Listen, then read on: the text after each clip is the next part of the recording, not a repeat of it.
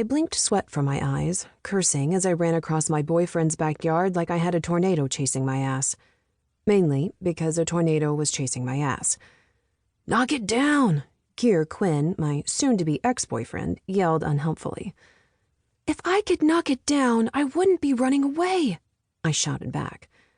Luckily, the tornado was small, only about 6 feet high, but I'd been tossed around like those flying cows in the movie Twister enough to know that I didn't want to take another hit. "Do something!" Keir ran in my direction and fell in step next to me. "You created it," he said. "Only you can dismantle it." Again, not helpful. 2 weeks earlier, while telling my son about truecraft and what it meant for him and our family, I'd accidentally activated aerocraft, aka air magic, by blowing on my family's grimoire, and I'd been trying to figure it out ever since. It turned out that learning magic had 2 basic outcomes. You either became one with the element, or it killed you. I was partial to living, so finding balance with the element was the only option I was willing to entertain. Keir Quinn, my soul's companion who had been born 2 hours before me, had told me about truecraft. He'd also told me that he'd felt my birth the instant I drew air. He'd been born into a druidic family, and he'd devoted most of his adult years to preparing himself to walk life's path with me. His words, not mine.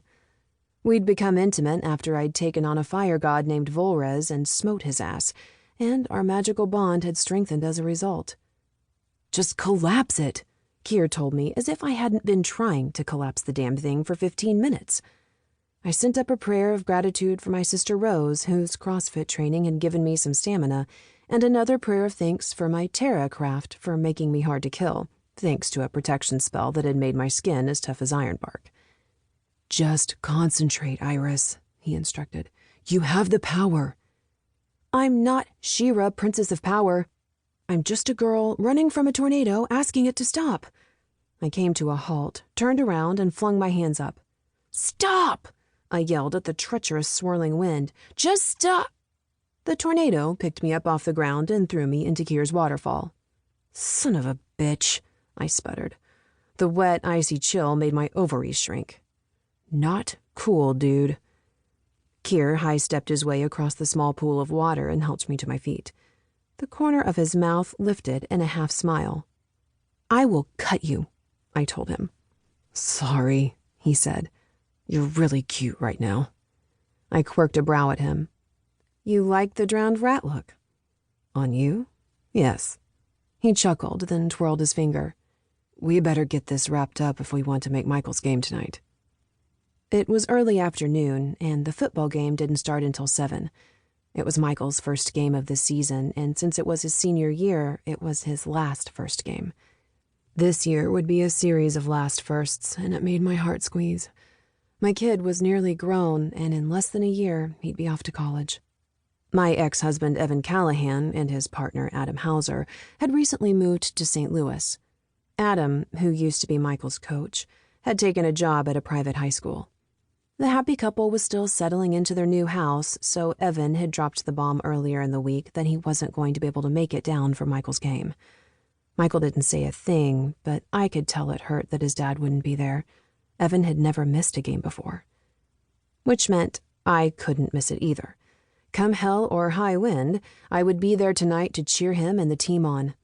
I looked at Keir. "I'm open to suggestions." Keir shrugged. "Try to stay out of the water."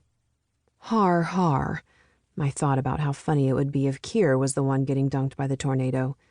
That's when the base of the cone shifted its target away from me and barreled itself into the smirking druid. It proceeded to knock him down, and he fell into the water with a great splash. The look of pure shock and disbelief as he sputtered to the surface tickled me to my core, so I laughed, and laughed, and laughed, until the foul wind once again turned on me. "Plug your nose," Keir shouted. I screamed as he lunged at me and dragged us both under the water. I held my breath, eyes wide and fighting the urge to struggle. Keir blinked at me, then pointed up. The tornado circled above us, looking for a target. Its deadly swirls slowed, and it started to shrink.